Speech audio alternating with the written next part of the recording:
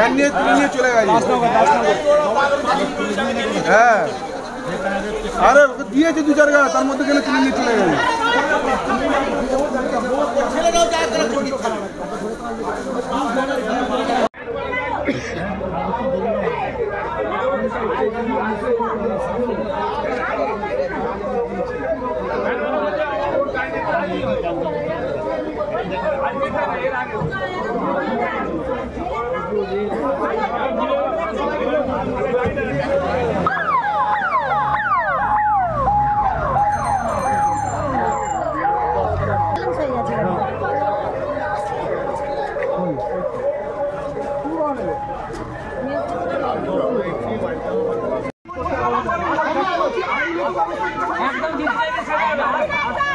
আমি একটা কথা বলবো,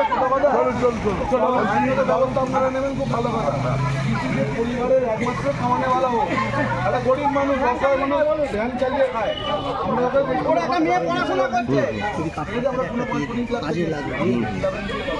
এই যে পরিবারের এরকম অবস্থা, এর দায়িত্ব নেবেন আপনি আমাদের।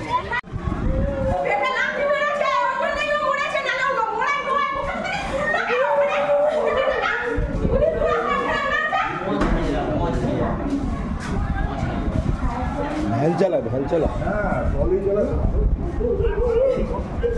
ভ্যান চালাচ্ছে না।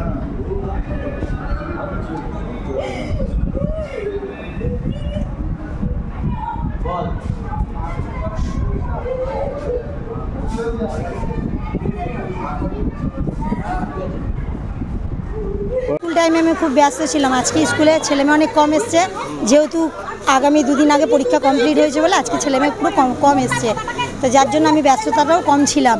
কিন্তু স্কুল ছুটি হয়েছে আর এই ভ্যানটা নামিয়েছে গড়ান জায়গা। ওখানে যে কোনো ভালো ড্রাইভার, যত ভালোই ড্রাইভার হোক, একটু সমস্যা দেখা দেয়, গাড়ি একটু চাকা ঘোরাফেরা করে। তা উনি ভ্যানটাকে নামিয়েছে যেই, দাদার এই শরীর, নামিয়েছে যেই চাকাটা উনি সঙ্গে সঙ্গে ঘুরিয়ে নিয়েছে বাচ্চাদের সতর্কতার জন্য, বাচ্চাদের সুস্থতার জন্য উনি ভ্যানটাকে ঘুরিয়ে নিয়েছেন। ঘুরিয়ে নেবার পরেই কী করছে, উনি দাঁড়িয়ে পড়েছেন এক সাইডে, দেওয়ালে ঠেকেও ছিল।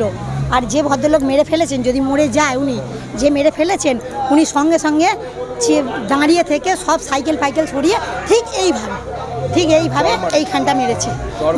মারতেই উনি শুয়ে পড়লেন। শুয়ে পড়ে আমাদের সেলুনের যত দাদা আছে, ওখানকার যত দোকানদার আছে, সবাই তেরে এগিয়ে গেলাম। এগিয়ে যেতে দেখলাম নাক মুখ দিয়ে রক্ত বেরোতে লক্ষ্মীদা, সেলুনের লক্ষ্মীদা আছে, উনি ঠিক এরকম বগল লাভা করে ধরেছে যখন, উনি তখন আর কোনো সেন্স নেই, এতটুকুনি আমরা দেখলাম। তারপরে ওনাকে নিয়ে এসে এখন শুনছি নাকি মারা গেছে। যাতে না ভগবান নিয়ে নেয়, আমরা ঠাকুরকে কামনা করি। আপনার নাম? আমার নাম পূর্ণিমা হাজরা। ওখানেই দোকান? হ্যাঁ স্যার, পূর্ণিমা স্টোর্স দোকানেই দাদা।